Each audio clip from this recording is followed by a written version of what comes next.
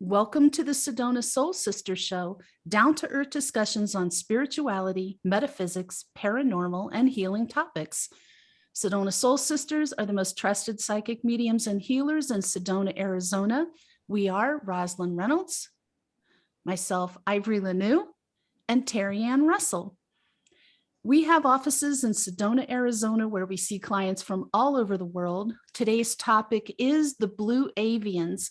Before we get started, I want to just say hello to our fans in Qatar. That's very exciting that you're following our show and enjoying it. So thank you for being here. Thank you for listening.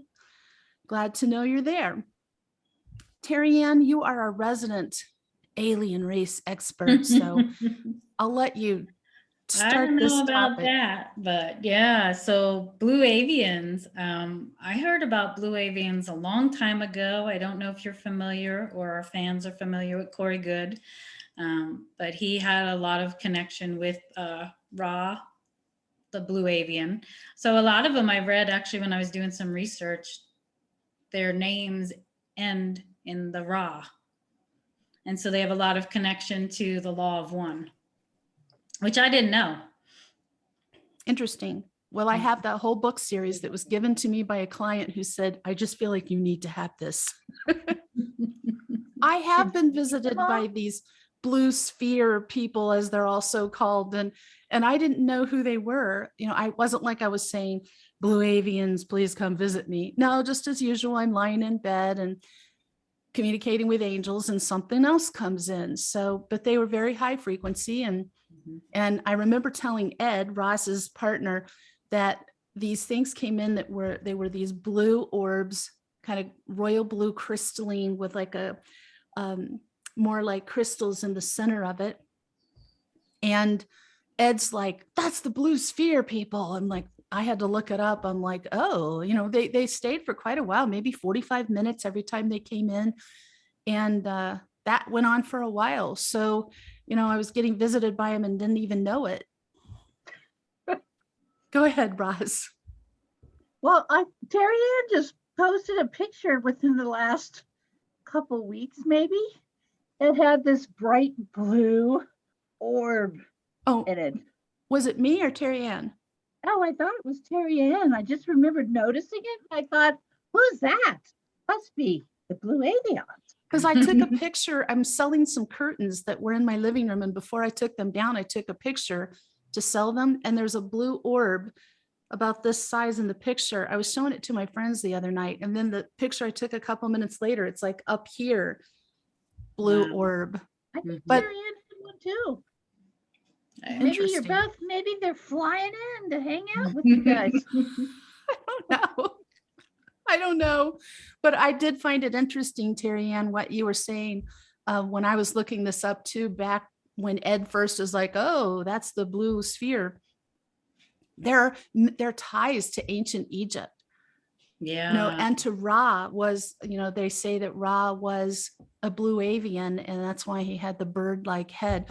What I think is interesting is that when you read this, when you look up this race, they say that their bird-like features are something that they took on to make themselves more relatable to humans. But I don't think humans consider a bird head on a human to be totally relatable. It's like, yes, I know they're interdimensional beings, like are extra dimensional beings. They can be in many different forms. But I think it's hilarious that they thought, here's something humans will be able to connect with and accept us. Let's put a bird head on a human. Maybe back in ancient Egypt days, they were good with that, but not now. People would freak out, right? You think they would have put a cat head on him because the ancient Egypts would have been like, oh, yes. So what else about this interesting race of beings? I like the Blue Avians a lot. They're very high frequency, very caring. Like, I just feel like when I've connected with their energy, they're just very loving and peaceful too. They're really here at this time too, especially like a lot of races, to help us ascend through this ascension that we're going through right now. I do think I agree with a lot of things that I've read. the caring, the love is definitely there, and they have very similar frequency to angels when they come in. I read that one of the things that they're really trying to help us with is the preservation of humans and the earth itself. Well, we need it. We are in a bad state of ways right now. We are pushing the limits of what humans can endure and what our planet can endure. So bring it on, Blue Avians. Do whatever you can do. I'm open for it. Also, they're supposedly like some of the strongest and peaceful protectors. And I wondered if you knew anything more about that. When they say that, do they mean of beings in general or humans specifically? Beings in general. So they do work with a lot of different planets. A lot of new planets that are coming, they find, or so those newer planets, they're having the Blue Avians, from what I've been told, work with them. So there is that connection of oneness. There's that unity. So there's no separation from early on. Mm-hmm. That makes sense. So they're watching over us. They're following our progress. It must be like watching the world's most dramatic, worst soap opera you could imagine. Like, oh, really? They're doing this again? Haven't we been through this before? Haven't we tried to show them? I know. Yeah, over and over. And when are we going to learn? I mean, this is it. I know. I mean, I'm a believer in past lives. It's been put in my face too many times, too powerfully for me not to believe in that. But that doesn't mean we're not supposed to preserve our planet and make it a better place when we leave. I look at it, you might think this is awful, and I don't mean it awful, but I grew up camping, and like I've been camping thousands of times in my life. And one rule is you leave it cleaner than you got there. So I think it's true for your time here on the planet. You leave it cleaner than you got there. It's a pretty simple rule, right? Clean up after yourself. I've always done that with homes too. You want to leave it better than when you left. So I always leave some sort of like grid, whatever I've done with crystals around the property and stuff. So I think that that's very important too. I like that. That's part of it, I think. It can expand so much further. So what does it mean to be, what is the term? I have it written here because I hadn't heard it before and I'm not sure what it means. Extra dimensional. How is that different than multidimensional? Do either of you know? I've not heard that term. I've heard interdimensional, multidimensional. I would think extra dimensional. I believe what I know is they don't actually have a planet where Blue Avians come from. Mm-hmm. So maybe the extra dimensional is because they don't have a planet. I'm not sure. Okay. I just hadn't heard that term before. That was a new one. I wasn't sure what to think about that one. So what do they look like most of the time? Like have they come to a place where one thing said if you saw them on the street, you wouldn't even know that they're an alien, and then other things are saying they have bird-like features. I would notice bird-like features. Even if they just had like a beak of a nose, I would notice that. Wouldn't you? Yeah, I think what I've noticed through all the stories is the eyes. There's a distinction in the eyes and the color of the eyes, the size of the eyes. So that might be a distinction that they would, from what I read too, though, that like long, lanky, like my daughter has like these long, skinny arms, I read that too. What is the eye color, Terri Ann?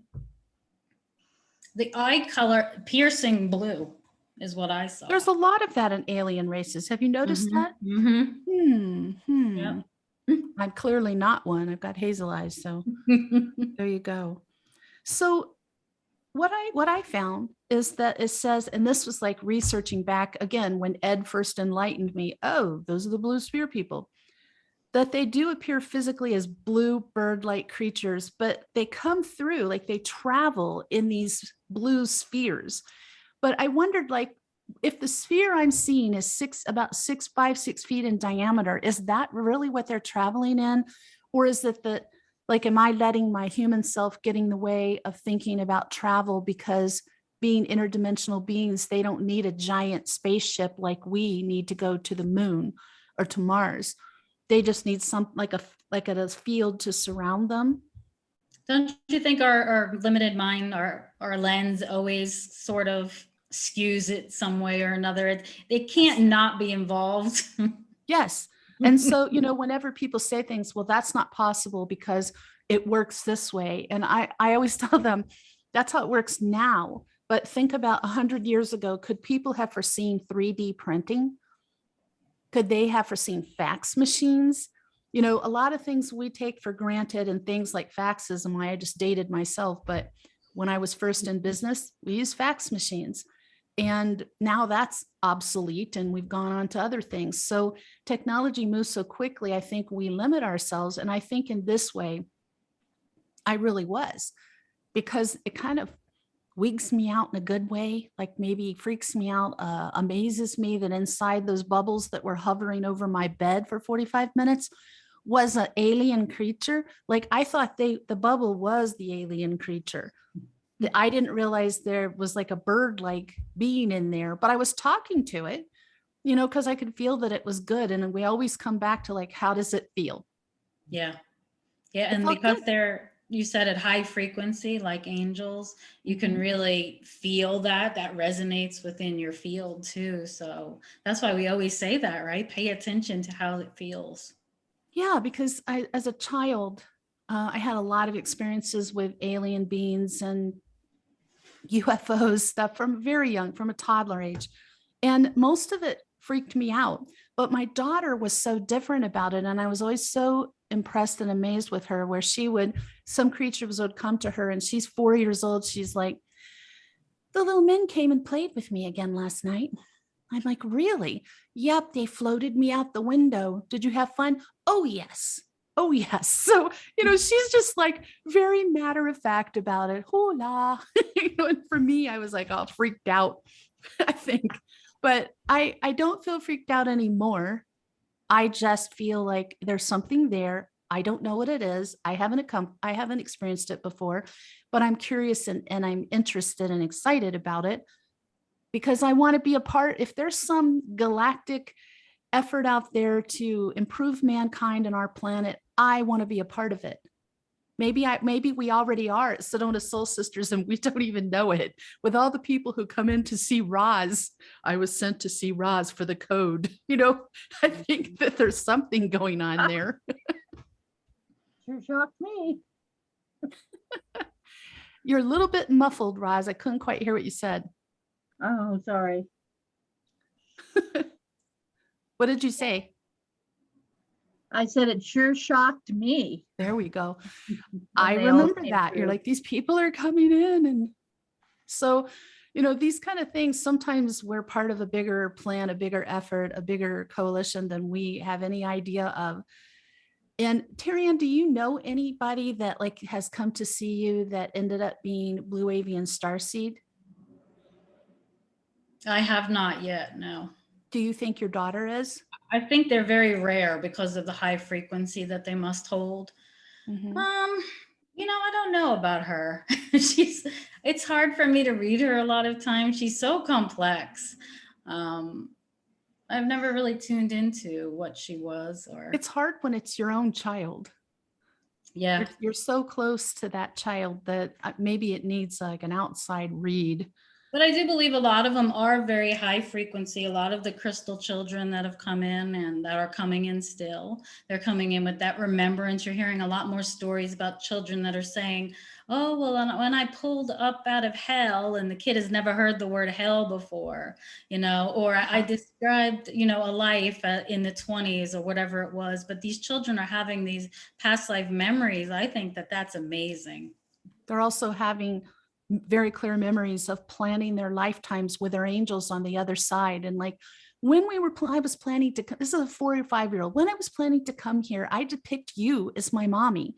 I looked down, I saw you, and I picked you. So, there's too much of this out there from little innocent children who have no idea. And their parents are just like, I've met some of these parents and I'm like, did you send this child to me? They're like very down home, earthbound people. They're like, no, we don't know anything about this. He saw you. He had to come see you. We see that kind of stuff in our business. And I'm sure many of you out there who are also practitioners have experienced this as well. There's no explanation, no earthly explanation for some of these things that are happening with these children. So maybe the Blue Avians are just now coming in because they need to be so high frequency. I'll have to keep my eyes open, but if they come back to me, I will know who it is. I don't know. I don't know why they came to me. I have no idea why they came to me. But think about it, if the Blue Avians are that really oneness and unity consciousness, like if you think about, and without getting into the vaccines, I'm just using an example, like the people that are pro-vaccine or not pro-vaccine, the Blue Avians are really neutral. If you can look at the Blue Avians like as the middle of that road, they're not saying this or this, but that's that unity consciousness now that they're trying to bring in on our planet at this time. Yeah. It would be interesting if some of you out there listening have had experiences with them, contact us, let us know. We'll do a little update about that on the next show that we are talking about alien races. We'll do this until we can't think of any other alien races or topics to talk about. Then we'll probably start over. Well, I think there's a lot, and I think there's a lot that we don't know about. And most recently, my knowledge has expanded through the galactics, and I've learned that I am part of the High Council. And so I'm learning, I'm just in this really big growth phase right now. So there's a lot of things that I don't know, but they're coming into me and I'm starting to learn what they are and what they mean. So yeah, I think there's so much we don't know. Good, because then you can keep us supplied with topics for our first of the month show. So did you also know that the history, like mythology of the Blue Avians, also goes into the Hopi Indians, and that eagle kachina? You've seen that, I actually have one in my living room made by the Hopi tribe. They have a bird shape. And so that's actually based on this Blue Avian race. And the Hopis have so much in their culture and their mythology and their belief system about aliens. So it makes sense, that so do the Yavapais that are here in this area. So when you see the totem, usually the bird is at the top. Yeah, I think we've been seeing this stuff for so long and just didn't realize that it had some tie to alien culture. Yeah. But there's also a Hindu cult, and they have a divine creature called a Garuda with a head and wings of an eagle. So this is something that, is kind of gone through other areas of the world too. And there's got to be something to it. I keep referring this, and if those of you out there, probably like if you're my generation, where you were a teenager in the 70s and these books, the In Search of Ancient Astronauts came out, I was obsessed with them. I devoured those things till the pages fell apart. I had to buy new copies. I was obsessed with them. And there's all kinds of things in there about our ancient culture and signs like carvings and evidence and, those giant kind of etchings or petroglyphs in the desert that are enormous beings, like animal beings that you can't even tell what it is unless you're high up in the air. How did they do that in ancient times? How did they draw something they couldn't have known what they're drawing? So there's all kinds of things out there, including they do show pictures of these eagle beings in different cultures.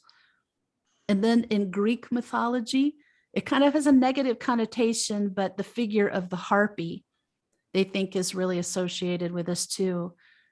And there's also some similarity with the angels in the Bible.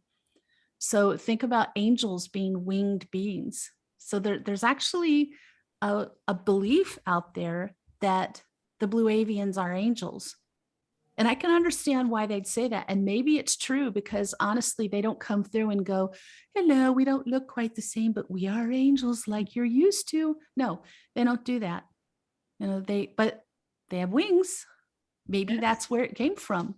That's a possibility, especially, that really resonates with me, especially since they have that high frequency. They don't have a planet, so they're really not like other alien races where they have a home base. That makes total sense. It's interesting, and it comes back to that frequency thing.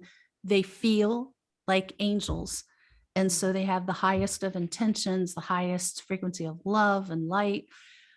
I'm okay if they're angels. I'm okay with it. We know they're celestial beings, but we don't really know completely what that means. We know that that means God or source created them. So, there could be so much more to it than we know or that's written about. And I just think it's good to keep an open mind. But for one thing for sure, they are of the light. There's no doubt about that. So if you're visited by one of these, don't be afraid, because they are extremely high vibe. So have you heard of the Sphere Being Alliance? Have either one of you heard of that? I have. Yeah, you probably have through Ed, Roz. Yeah, more through Ed. And Ed has watched some programming with Corey Good, and he's talked about the Sphere Being Alliance. I'm not that familiar with it because I'm not always paying attention when Ed is watching that. But it's a kind of like of good intention group. And that's about all I can recall of hearing about it. It's made up of avians, but they're from the 6th to the 9th dimension. So you're a frequency. Very high frequency. Very high frequency. So no wonder, so it's I get interesting, like how many alien races are there out there? Does anybody even know? Like, is there any idea about it? Maybe Corey Good could answer our question. If you listen. We'll call them and have them on. I gotta fix something. You guys go ahead. Talk away. I gotta fix my microphone. It's doing something weird. Okay. So what else about the Blue Avians? They're kind and loving, peaceful and humble. So you can see those traits too in starseeds as well. So if you look at starseeds, or somebody that exhibit those traits, a lot of times they could be a Blue Avian. Again, we always go back to the same thing about the nationality. You're not going to have, like Andromedans I've read are always skinny. Now I'm Andromedan and I'm not skinny. So it's like, you're not going to have every aspect of every race. It makes sense. One thing that really stuck out for me is learning that they communicate with telepathic ability. And that's true actually for a lot of alien races that have come to me, is that I know I'm being communicated with, but it's not through words. And they stay for a long time. Why would they just hover there and not be doing anything? I can feel something happening and I know I'm receiving something, but I don't hear words. Okay. See, I hear words. So a lot of times when I get like activations or downloads, I'll hear words through it. And the light code language that I write, I actually channeled one before the show for the Blue Avians. Where is it? If you're on YouTube, you may be able to see it. And go look at the YouTube video so you can take a look at that. I'll try to get Terri Ann to send that to me and we can post it on our blog too. And so I get those codes as written codes. I don't speak it, although I have heard Blue Avian light codes spoken, and it does sound like a bird. It's like clicking, and that sound almost, are you familiar like what the cat does when a cat sees a bird? They make that clicking sound with their jaw. I got to tell you something. When I had my spiritual awakening, like when I was seeing all these interdimensional beings, it all began one night in the early 80s with me hearing this clicking noise.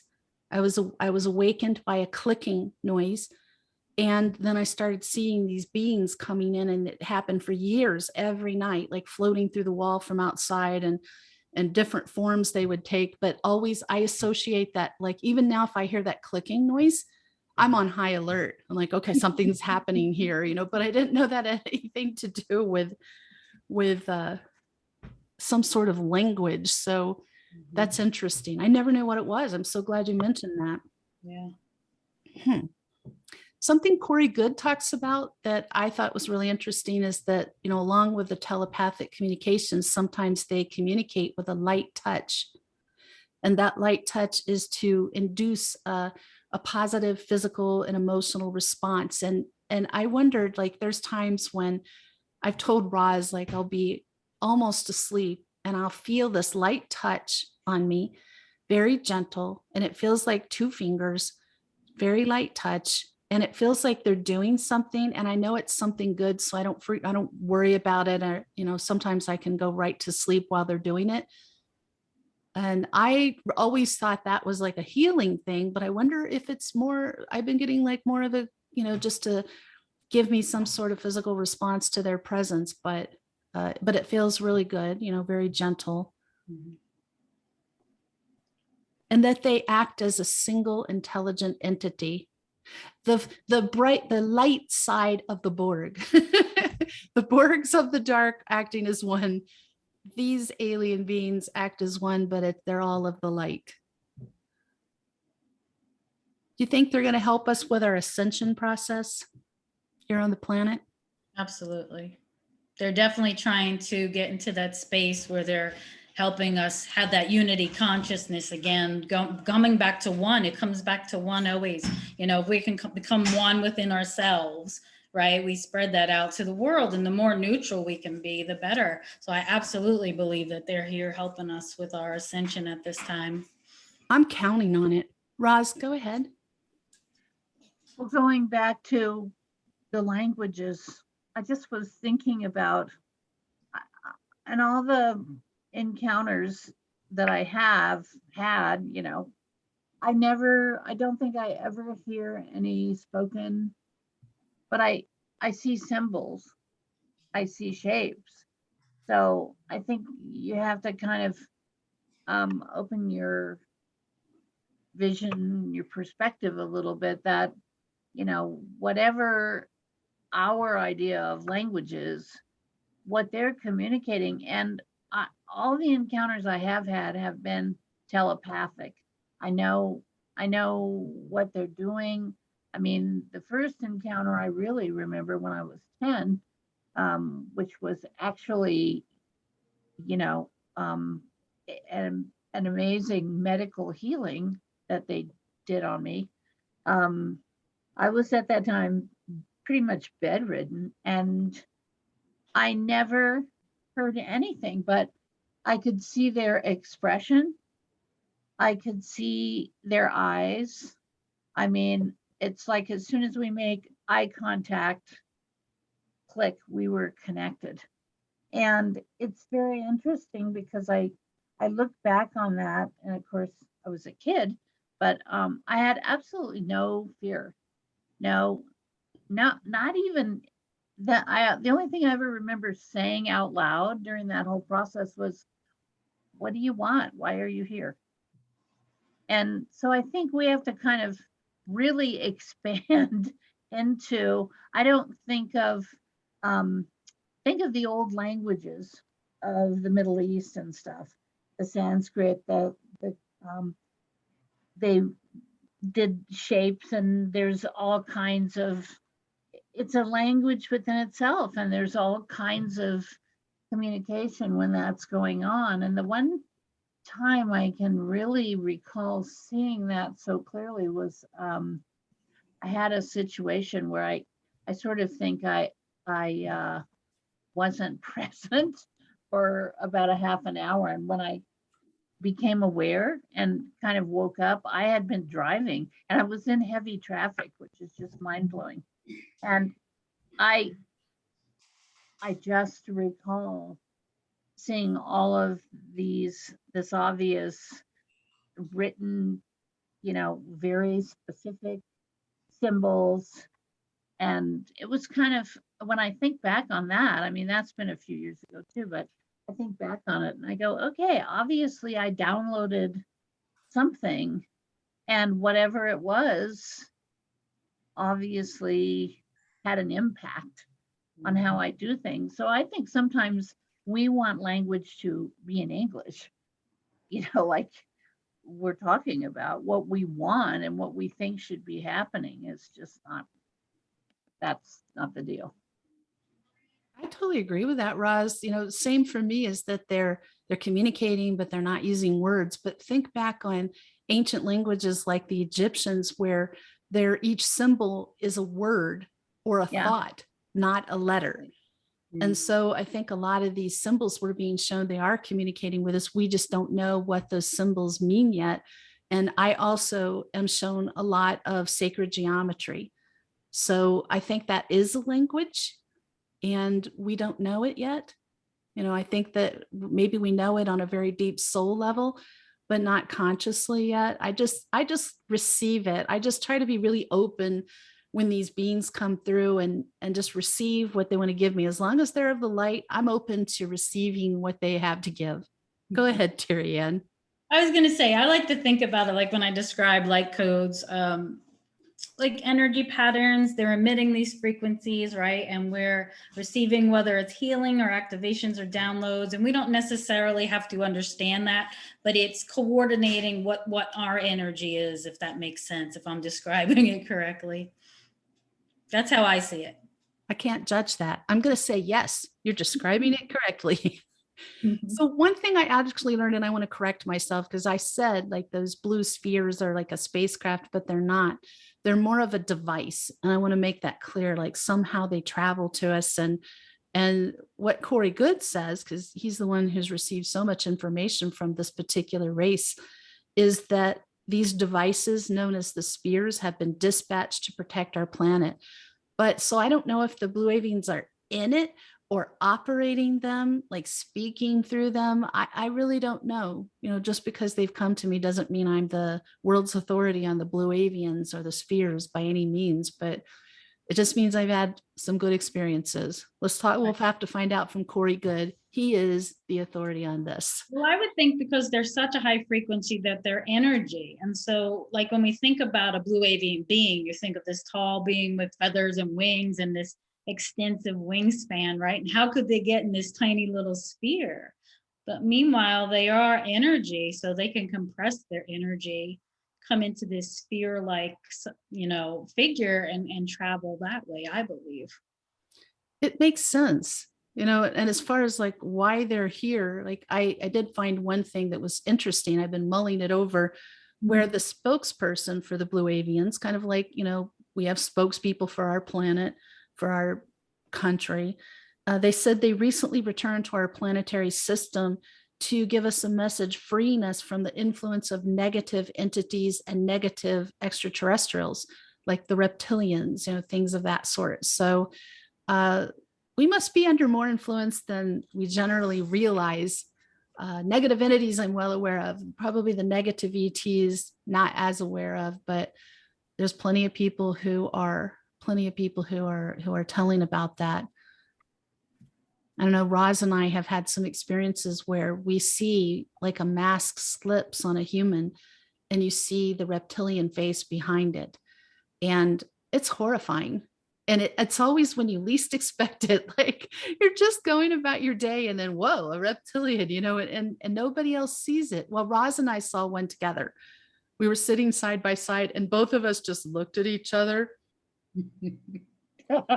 Right after we were like, did you? Yes, I did. I saw that. Did you catch that? I think we have it on film, actually, somewhere, probably. Wow. It was filmed. We might. Yeah.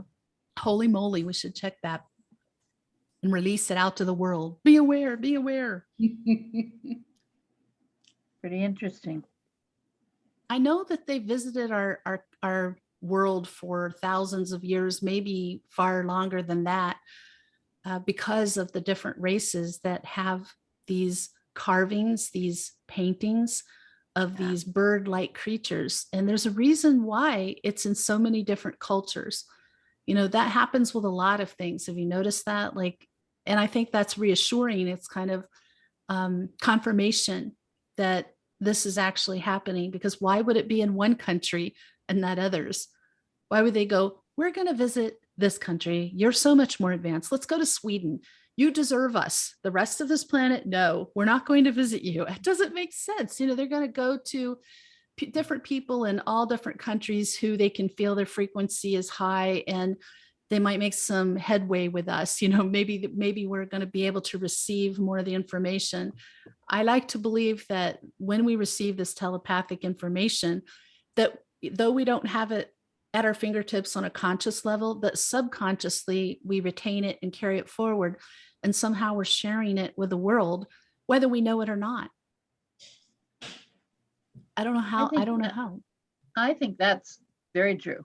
I mean, just because then this goes back to the situation where all of the people started arriving in my office. I would be somewhere and people would come up and talk to me.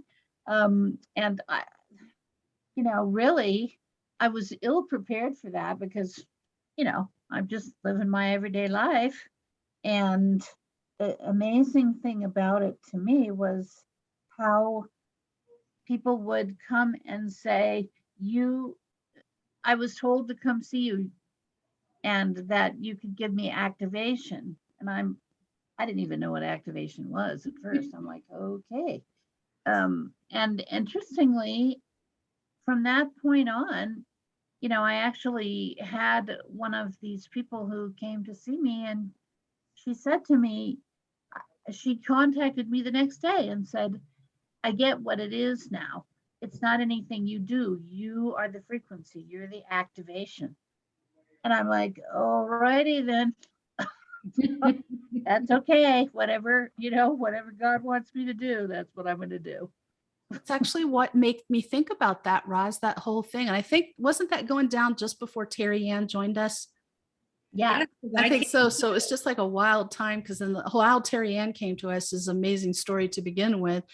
But that made me really start thinking about my experiences and just thinking, whether people start coming to you or not, if a specific race of creatures, beings are coming to you and they're hovering, they're there with you for a period of time, you're receiving something, you are then sharing it with the people who you come in contact with. And maybe it's changing through you and the other people who are getting it, changing frequency of the planet little by little, that we don't know. And it's okay if we don't know. It's okay if we're not 100% aware of our involvement, but it's not about an ego thing. It's about, we want to be of service, the people who want to be of service.